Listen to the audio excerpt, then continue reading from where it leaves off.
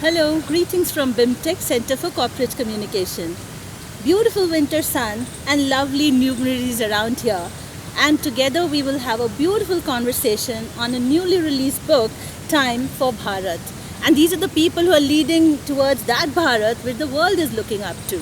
So welcome so much, and I'm so glad and delighted to be hosting you all. Mr. Arun Ganesh, Srinath sir, Saket sir and Chakrath sir. We know that in our institute the book centers, in all our activities. So we've got FDPs around books, our BIMTech Business Literature Festival, so we are very lucky that I get to do these beautiful sessions. So thank you so much for joining us. I just want to know, and I'll start with you, sir, Mr. Arun Ganesh. So when you were naming the book, can we start with that? How did you get everybody together, and how did you conceptualize? What was the vision and why the title? Thank you. Thank you for hosting us. Thank you for all the lovely treatment that you're giving it to us. Thank you.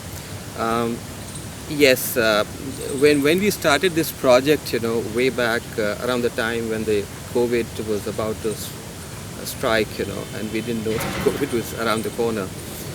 Me and Mr. Khaitan, we did have a discussion in the month of March 2020. We wanted to write the book on governance, and we wanted to write the book on governance across every single sector in India, because we felt that we really don't have a document which will talk about governance as a whole. We've been seeing policies, we've been seeing governments coming in, governments going out, but then there was no visionary document on governance across all sectors, and that's when we conceptualized the whole project. A precursor to that project was also the fact that earlier we had done a monograph on insurance governance, and that was well received by the government, by the media, by all the stakeholders. And we felt it's only logical that this kind of logic should be extended to all the sectors, and that's when we conceptualized the project on governance. So having done that, we were very clear that we are going to cover every single sector, starting from economic governance to health, to education, to foreign policy, to defense, to agriculture, to trade, to industry, and so on and so forth. And the reason we wanted to have every single sector covered was that the visionary document has to be at one place. So all the necessary inputs must come together. They must keep talking to each other, and they must have an integrated framework. And that is why we were clear from the beginning that we didn't want this book to come out in volumes. We wanted one volume actually to cover all these sectors. Now, as we grew, and I'll respond to that question a little later. As we grew, we found out that we had to contextualize it, and the only contextualization could come was within the framework of Indian civilization, which is the oldest and which is the richest civilization, living civilization on this planet Earth. And for most of the time, India dominated world GDP. So when we found that out, we said there had to be something exceptional to this civilization. And what was that exceptional about the Indian civilization? And that had to become the new narrative. And when that became the new narrative, then it was all around Bharat. So that's how the Bharat came in. That's how the time for Bharat came in, because we realized we are slightly late. Immediately after independence, we should have gotten under the skin of this particular thing, but then it's okay. So now we are doing it so that all of us can really align ourselves and then move the whole concept forward. And yes, you've written in this book, you've quoted a lot of things and anecdotes from Sadhguru's, point of view, and you've said Bha means and Ra means and Ta means. Yeah. So it's like, you have the Bhav, you have the Rag, and you have the Tal. Yeah. So you got everybody in that rhythm, and everybody thought that each footstep today is going to take us to that position which all of us want to be seen in. So I also saw that you've written a researched conversation on governance. My focus is on the word researched conversation. Yeah. So is it something like you felt that there was something to prove, as in are all other monographs or governance, are you putting a question mark on that? No, really, we are not trying to prove anything to anyone. In fact, we were just discussing before the start of the session amongst ourselves, and we said that we have dared to write on all those subjects where everyone else is a master. Yeah. Everyone else knows what exactly is to be done on education, what exactly to be done on foreign policy, defense, and so on and so forth. So the probably if you could call it with a sense of modesty, if you could call it some sense of ingenuity, I think the only ingenuity is to bring all these things together at one particular platform, and then try and really get the integration out of it. So that's the only thing that we have tried to attempt. And why research conversation? Research conversation is that we may not necessarily be inventing anything ourselves. We may not necessarily be saying something for the first time ourselves. And when I said it is in the context of the Indian civilization, it's all out there, and we are part of the globalized world. And if there are countries which are really making huge progress, not materially but also in terms of other factors as well, so that means there was something which was there within our civilization, that was something which is there out there in the global context, and our job is to pick the very best out of it, and then present the whole integrated theme to our readers, to our policymakers, to our younger generation, and that's why we're calling it a research conversation. Okay, so and we're starting a conversation. Wonderful. I think you've done it right, and it's much needed, because there are a number of things being published, and we, being a business school, we are definitely focusing a lot on honest, discoveries through real world issues. And when you are talking about researched conversation, it completely aligns with the fact that we are promoting research mindset. NEP is talking about all these future skills. They're all talking about critical thinking. Nothing happens without deep research. So I think that's a great message for all who are producing a lot of research to be very serious about it and not just put anything on the table. So Srinath sir, this is for you. When you were looking at segmenting, the book, you talked about several sectors. How easy it was to collect the themes? So I think interesting question, but a difficult challenge we went through. Because if you look at the number of ministries in India at this federal level, there are quite a few, over 60. And if you have to cull out and write about impact on sectors which are less than 20, we're within 17, what will those sectors be? So what did we start off with? We said, what are those where there is potential for transformation? That's one. Two, impact on socio-economic outcomes. So it may not be a sector, but it might be, for example, there's a chapter on urban governance. It's not a sector, it's not an industry, but it's all about population. We're talking about challenges of urbanization, we're talking about population density and issues of livability, quality of living. So we put down all of those and started by process of elimination we came to these. There were also some chapters where we started writing, then we realized probably it is not going to create as much impact, and we wrote other chapters. Okay. So the research conversation, I think it was again content, context, and also culture. Yeah, I saw Of how are we going to be relevant for the next 25 years of Indian transformation. I mean, this book thematically is India at 100, but it uses 25,000 years of learning as a civilization. Absolutely. So I'm really, thinking of how one will be utilizing this book and for whom is it meant. So this is for all of us, all of us across age groups. So it is not only for what we would usually suspect of policymakers, decision makers, lawmakers. This is for classrooms, it is for the students, it is for the youngsters. Because India at 100, 25 years from now, it is actually the youngsters who are going to reap the benefit. And we would want more of them to be aware of what's public policy. I mean, we want to demystify public policy. It's not lobbying, it is not about what we think government affairs or fixing, as some generation would cynically talk about it. It's about way of life. Exactly.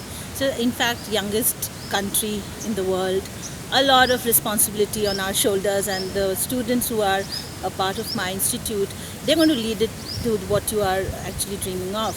So, Mr. Ketan, would you like to share how was the whole journey of the conversation which you had before? Because you've written on urban and as well as administration and various others. So, keeping that in mind, what was that one thing that actually was your goal when you were designing the chapters? So for me, there are two or three things that come out of this book. The first is my passion for India. The second is to start a conversation with younger people who would lead the nation going forward and bring them into and get them interested into policy.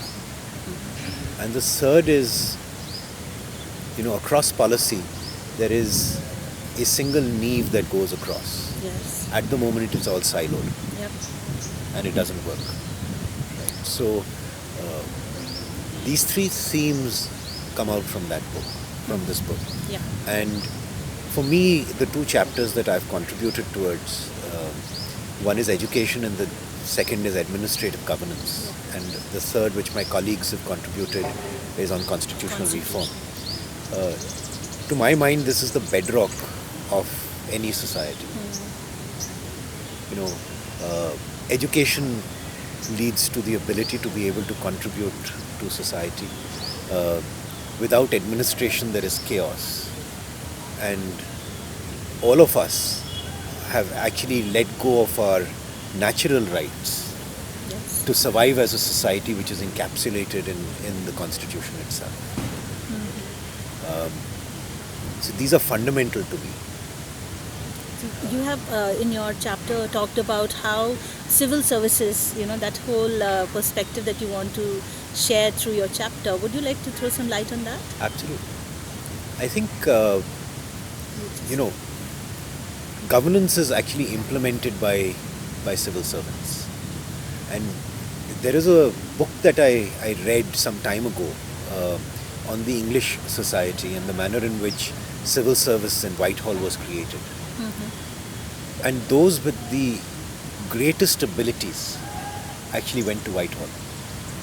Yes. Now, how do I replicate that in India? I think that's much needed. Right. I mean, if you see, why does Singapore as a country succeed? It is because of its civil service. They are responsible for the implementation of policy. Right. Today, our IAS is no worse than any civil service in the world. But do they have the infrastructure and the platform to be able to perform is the question. Do they have the environment to be able to succeed? So this is actually going to be useful for all of us. Like you said, the bureaucrats must read that. Big And time. this entire, people have lost the trust in the administration. So that is a huge responsibility that government has, that educational institutions have, because we nurture the kind of people who would be leading in future in the government or the corporate world. You're talking about skills. NEP is talking about putting skills in the front and building the right kind of talent for all such collaborative work. Collaborative intelligence is what everybody is asserting upon.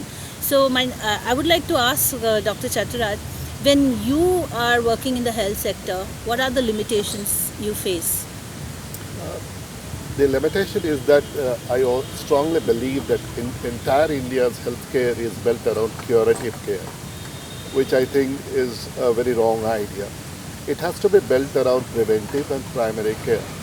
So if you look at some of the important declarations of the world, Alma Ata Declaration 1978, followed by 2018 another declaration, they are all advocating that healthcare should be woven around primary healthcare and preventive healthcare. The problem in India is healthcare is becoming elitist. You'll find almost all these cities now getting healthcare facilities which is used only by 10 or at best 15% of the population.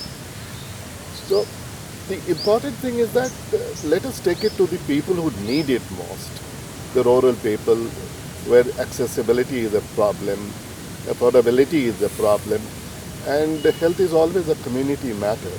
Acceptability is very important. If community accept a particular type of healthcare, possibly the success will be very, very high. If you look at the Thailand model, the first thing they talked about, they reformed or addressed was acceptability. Community-driven healthcare, where healthcare was accepted by the people, the kind of healthcare they needed, that kind of healthcare was provided. Even in Ayushman Bharat, the wellness center they are talking about, they have not done anything there. It is still very curative.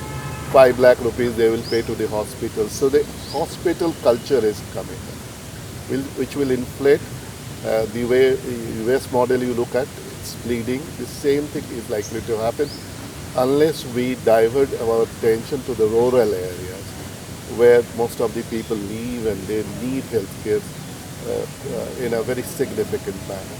So that is what we have tried to, I along with my colleague Dr. Nissan Jain, we tried to address. We said make it move from curative care to preventive and primary care. That was the whole idea that and we also said that public health needs to be improved significantly, and all the determinants of health must be addressed. So this is actually weaving beautifully, because you are looking at those ground challenges, and when we talk about the nation, it needs to be educated, aware and healthy. Only possible when we have the right policies and the right people at the governance level. I would once again ask each of you to kind of give us a vision. Give all of us a vision. When I want to work in the community, I'm actually working, like you said, with the people who have designed the policies. There are those workers who work at the ground level, and there are some who are designing everything within the AC rooms. I've never stepped out. There are lots of things getting published, and we don't have access to many.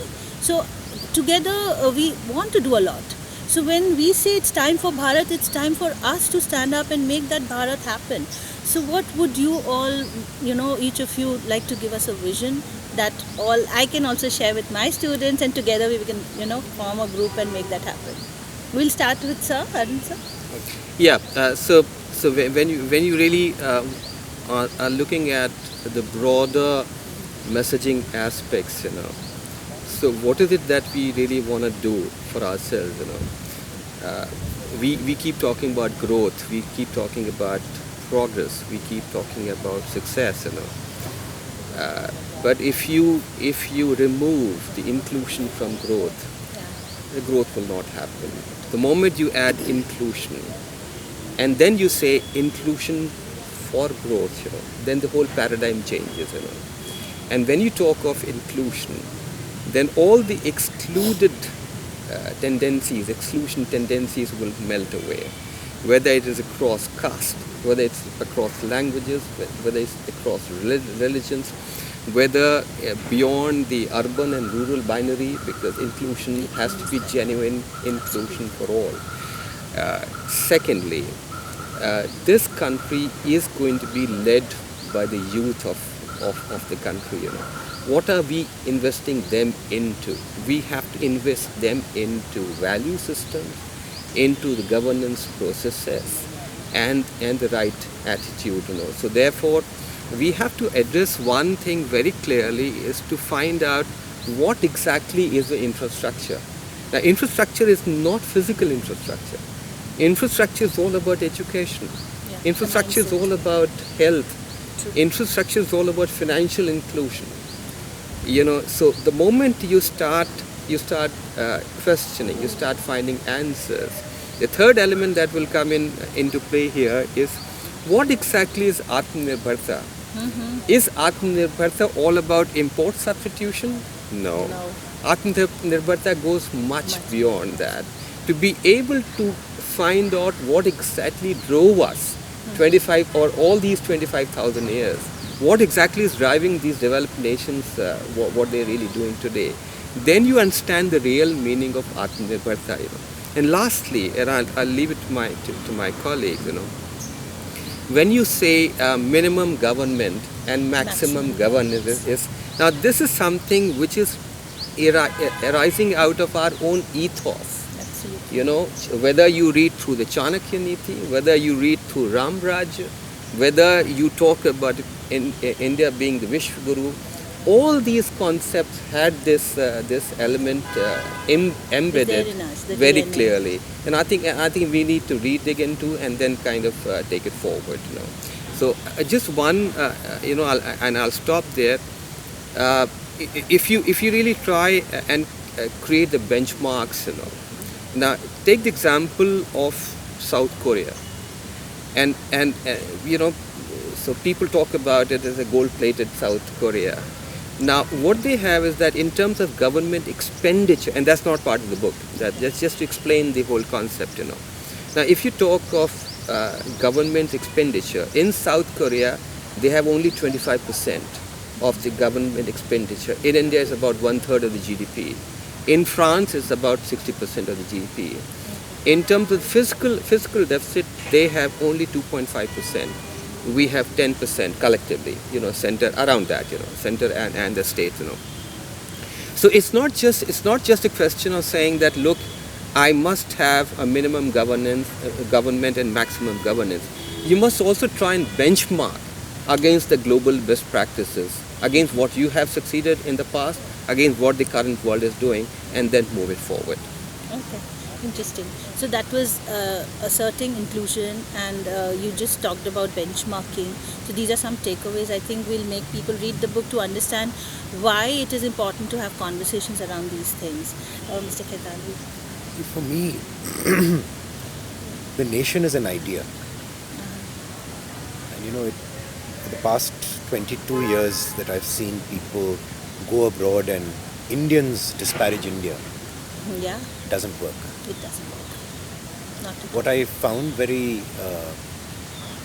surprising is that Indians want somebody else to do their work to get the nation to where it will be. It doesn't work. We need to do it ourselves. Yeah. And for me, this book is creating that idea of a nation and putting in place a governance structure that will create Bharat to what we all want. That is the first. Mm-hmm. And the second important theme of this book for me is it is not us that will do it. It will be the youth. So how do we get the youth interested in taking care of or taking charge of their own prosperity and success, and therefore put ideas in their minds. And last is our education system. We produce literate people, but not educated Not people. educated. They're not ready for life.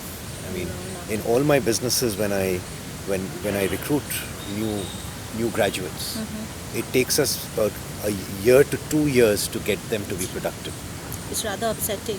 Which means that how do they contribute to society? I mean, are we trying to not get them to contribute to society faster, and therefore there is a requirement for a clear shift there. These are the three themes that I see, and all of them are connected to the youth. Absolutely. So they need to take charge, and there's whatever you want is what you will actually manifest, and every step that you are showing us, for us and the others, juniors that we say, our students and others in the community, even those who haven't been to formal education, they are more aware of, in the sense of belongingness towards the nation. We find them more committed towards nation as an idea, as you said. This was beautifully said, Srinath sir. So I think when we say governance, we all seem to stare at the government. Yeah. So we should realize that governance as a construct, it's for individuals, institutions, and for industry. It's for all the eyes. But we somewhere do the blame game. And I think it's, as Saket said, you have to take charge of your life and your future. And I think behaviorally, I would call it the ABCD construct for the youngsters. The ABCD is for ask, A for ask. Yeah. Ask everything. If you don't understand, ask, don't assume. And most of the things go wrong because we assume, we don't ask. The B is for being brave. Things, changes and transformation does not happen by timid people unless you take charge. And classic example is the Indian startup community. Right? I mean, they've actually challenged the status quo of many industries and have brilliantly succeeded. So be brave. C is for critique. There's a difference between criticism and critique. Critique, yeah. Critique is also being constructive. So you can have a point of view, you can have an idea, a counter idea, bring it to the fore. The D is what is little challenging because as much as we are a digital nation as we are growing, it is also bringing a lot of digital divide. Yeah. So how do we balance the digital versus divide? Because going forward, almost every sphere of life is going to be far more digital. So this ABCD construct is for the youngsters to think through how do they balance this. And it's almost like juggling all the balls in the air all the time. And they are the hope for our country, I mean, honestly. Wow, that's really beautifully put. That's quite a mission statement for us. I understand that yes, we need to question, we need to stand up for the right things, we need to be courageous for that because half of the time we don't open our mouth because we feel that, the fear. So thank you so much for asserting that, Chattaraj sir, which I see him doing a lot around the campus. The whole idea is that if you need a good society, we need good institutions. If we have good institutions, society will be very, very good. In fact, the personality is, if you ask me, what is the personality of a society? Culture is the personality of the society. India was always known as a culture.